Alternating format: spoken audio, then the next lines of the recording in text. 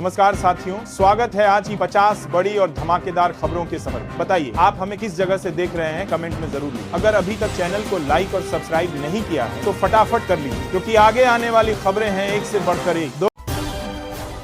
योगी सरकार उत्तर प्रदेश में 3 करोड़ महिलाओं को स्वयं सहायता समूहों से जोड़ रही है। लक्ष्य है 1 साल में 1 करोड़ लखपति दीदी बनाना। ग्रामीण आजीविका मिशन के तहत महिलाओं को कृषि, पशुपालन और सूक्ष्म उद्योग में प्रशिक्षित किया जाएगा। सरकार चाहती है कि महिलाएं आत्मनिर्भर बने और रोजगार सृजन का हिस्सा बने। यह पहल ग्रामीण अर्थव्यवस्था को नई दिशा दे सकती है।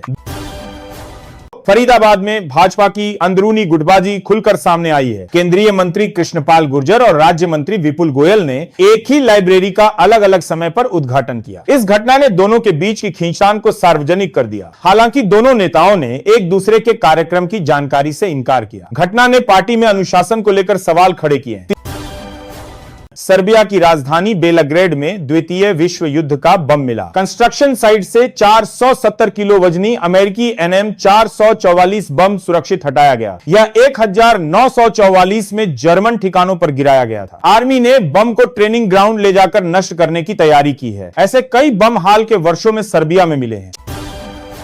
केंद्रीय गृह मंत्री अमित शाह ने राहुल गांधी और कांग्रेस पर निशाना साधा। उन्होंने कहा कि मोदी सरकार के हर फैसले का विरोध करना कांग्रेस की आदत बन गई है। इसी कारण कांग्रेस बार बार चुनाव हार रही है। शाह ने कहा कि जनता को पसंद आने वाली योजनाओं का विरोध वोट नहीं दिला सकता। उन्होंने राहुल गांधी की समझ पर भी तंज कसा।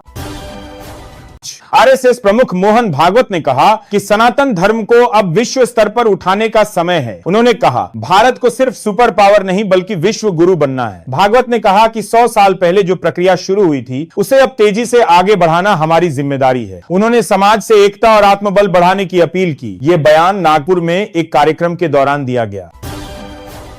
लोक गायिका और बीजेपी विधायक मैथिली ठाकुर पुणे के कोडवा महोत्सव में शामिल हुई। उनके ऊपर मराठी भाषा में लिखी गई किताब का विमोचन भी हुआ। मैथिली ठाकुर ने इसे अपने लिए सम्मान की बात बताया। उन्होंने बताया कि हाल ही में उन्होंने अपना नया घर बनाया है। कार्यक्रम में उन्होंने लोक संगीत से श्रोताओं को मंत्रमुग्ध किया। बिहार में ठंड बढ़ने से बिजली की मांग में भारी गिरावट आई है। 7000 मेगावाट से घटकर 5000 मेगावाट तक पहुंच गई है। एसी और हीटर के कम इस्तेमाल से खपत में कमी आई। स्मार्ट प्रीपेड मीटर से उपभोक्ता अब खपत के अनुसार नियंत्रण रख रहे हैं। राज्य सरकार बिजली आपूर्ति संतुलन बनाए रखने में जुटी है। भारतीय वायुसेना का S-400 एयर डिफेंस सिस्टम अब पूरी तरह सक्रिय है। इसकी तस्वीरें पहली बार सामने आई हैं। यह फाइटर जेट, ड्रोन और मिसाइल को सैकड़ों किलोमीटर दूर से नष्ट करने की क्षमता रखता है। यह सिस्टम भारत की रक्षा क्षमता को कई गुना बढ़ा देगा। अब भारत की सीमाएं और भी सुरक्षित होंगी। बीएमसी चुनाव के लिए आम आदमी पार्टी ने तीसरी लिस्ट जारी कर दी। इस सूची में 15 नए उम्मीदवारों के नाम शामिल हैं। अब तक आप कुल 51 नामों की घोषणा कर चुकी है। पार्टी का दावा है कि उसे जमीनी स्तर पर मजबूत समर्थन मिल रहा है। आप स्थानीय मुद्दों को लेकर प्रचार अभियान तेज कर रही है। कर्नाटक में बुलडोजर कार्रवाई पर सियासी घमासान मचा है। बीजेपी ने कांग्रेस महासचिव केसी वेणुगोपाल को सुपर सीएम बताया। कहा कि राज्य में हाईकमान कल्चर फिर लौट आया है। बीजेपी ने पीएम मोदी के कन्नड़ गौरव बयान का हवाला देकर कांग्रेस पर निशाना साधा। कांग्रेस ने आरोपों को निराधार बताया है। अखिलेश यादव ने योगी सरकार पर महिला अपराध बढ़ने का आरोप लगाया। उन्होंने कहा कि यूपी देश में महिला अपराध में सबसे आगे है। अखिलेश का कहना है कि 1090 सेवा को भाजपा सरकार ने कमजोर कर दिया। पुलिस पर बेलगाम और पक्षपाती होने के आरोप लगाए गए। उन्होंने दावा किया कि 2027 में जनता भाजपा को सत्ता से हटाएगी।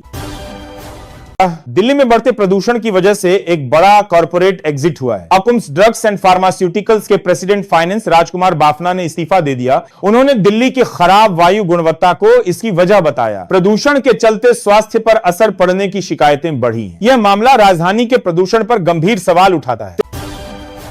मनरेगा कानून ग्रामीण परिवारों के लिए रोजगार की गारंटी बना हुआ है। यह अधिनियम बेरोजगारी भत्ता को अधिकार के रूप में परिभाषित करता है। अगर सरकार 15 दिन में काम नहीं देती तो भत्ता देना पड़ता है। राज्य सरकारें इसका भुगतान करती हैं। यह ग्रामीण गरीबों के लिए राहत की सबसे बड़ी योजना मानी जाती है। दिल्ली में घना कोहरा और स्मॉग छाया हुआ है। हवा की गति कम होने से प्रदूषण का स्तर बहुत खराब हो गया। सोमवार सुबह ऑरेंज अलर्ट जारी किया गया है। 1 जनवरी को हल्की बारिश से राहत की संभावना जताई गई है। मौसम विभाग ने मंगलवार से तापमान बढ़ने की बात कही है। लखनऊ के बड़ा इमामबाड़ा में शिया पर्सनल लॉ बोर्ड का वार्षिक सम्मेलन हुआ। कश्मीर के मौलानाओं ने इस दौरान वंदे मातरम गाया। संस्थापक सदस्य अमार रिवी ने इसे मातृभूमि से जुड़ा बताया। सम्मेलन में शिया समुदाय के शैक्षणिक मुद्दों पर चर्चा हुई। हर जिले में प्राथमिक विद्यालय खोलने का प्रस्ताव भी रखा गया। नारायणगढ़ अंबाला में एक 19 वर्षीय नवविवाहिता संदिग्ध हालात में लापता हो गई। वह अपने साथ 3 लाख के गहने और 25,000 नकद लेकर गई थी। मां ने पुलिस में शिकायत दर्ज कराई, जिसके बाद जांच शुरू हुई। दोनों मोबाइल नंबर 25 दिसंबर से बंद आ रहे हैं। पुलिस हर एंगल से मामले की जांच कर रही है। पलवल क्राइम ब्रांच ने 2 ड्रग तस्करों को गिरफ्तार किया। उनके पास से 7 किलो 750 ग्राम गांजा बरामद हुआ। आरोपी उत्तर प्रदेश से गांजा ला रहे थे। पुलिस ने मुखबिर की सूचना पर मोहली गांव दोनों पर एनडीपीएस एक्ट के तहत केस दर्ज हुआ है। 18 ब्रिटेन में 12 वर्षीय जैक हॉवेल्स ने अपनी मां की जान बचाई। ड्राइविंग के दौरान मां बेहोश हो गई तो जैक ने स्टीयरिंग संभाला। 60 किमी घंटा की रफ्तार से चल रही कार को सुरक्षित रोका। उसने तुरंत इमरजेंसी सेवाओं को बुलाया। पुलिस ने जैक को उसकी बहादुरी के लिए सम्मानित किया।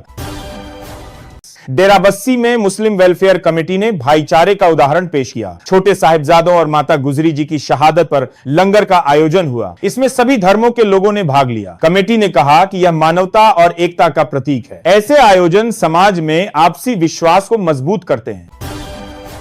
जम्मू कश्मीर में आरक्षण नीति के खिलाफ विरोध प्रदर्शन तेज हो गया। महबूबा मुफ्ती, उनकी बेटी और कई नेता नजरबंद किए गए। वे छात्रों के शांतिपूर्ण प्रदर्शन में शामिल होना चाहते थे। प्रशासन ने सुरक्षा के मद्देनजर यह कदम उठाया। इस कार्रवाई से विपक्षी दलों में नाराजगी है। नए साल पर वैष्णो देवी में श्रद्धालुओं की भारी भीड़ की उम्मीद है। भवन और कटरा में सुरक्षा व्यवस्था चाक चौबंद कर दी गई है। 700 से अधिक सीसीटीवी कैमरे और विशेष बलों की तैनाती की गई है। प्रशासन ने भक्तों से सहयोग की अपील की है। 24 घंटे निगरानी रखी जा रही है ताकि कोई अव्यवस्था न हो। शादी का सवाल सुनते ही श्रेयसी सिंह मुस्कुरा पड़ी। उन्होंने कहा कि समाज की बनाई व्यवस्था का पालन करना ही होगा। श्रेयसी का यह जवाब सोशल मीडिया पर खूब वायरल हुआ। लोगों ने उनकी सादगी और विनम्रता की सराहना की। वे हाल ही में कई सार्वजनिक कार्यक्रमों में चर्चा में रही हैं। मोदीनगर के तलहटा गांव में किसान यूनियन ने पंचायत की। किसानों ने ठेकेदारों के खिलाफ रास्ते और गड्ढों की समस्या उठाई। एनएचएआई से खनन से बने गड्ढों को भरने की मांग की गई। 4 दिन से जारी धरना मांगे पूरी होने तक जारी रहेगा। फाकियू ने इसे आर पार की लड़ाई बताया है। राजद ने भाजपा पर नीतीश कुमार को हटाने की साजिश का आरोप लगाया। प्रवक्ता मृत्युंजय तिवारी ने कहा कि भाजपा सहयोगी दलों को तोड़ रही है। उन्होंने आरएलएम में चल रहे विवाद को भी इसी साजिश का हिस्सा बताया। भाजपा और आरएलएम ने आरोपों को खारिज किया। राजनीतिक हलकों में इस बयान से हलचल मच गई है। मुख्यमंत्री योगी आदित्यनाथ ने कहा कि कानून का राज यूपी की सबसे बड़ी ताकत है। उन्होंने पुलिस मंथन सम्मेलन में संवाद और मानवीय बुद्धिमत्ता पर जोर दिया। सीएम ने कहा कि स्मार्ट पुलिसिंग से निवेश का माहौल बना है। महिला सुरक्षा और तकनीकी अपडेट को प्राथमिकता देने की बात कही। उन्होंने पुलिस को समय के साथ बदलने का संदेश दिया।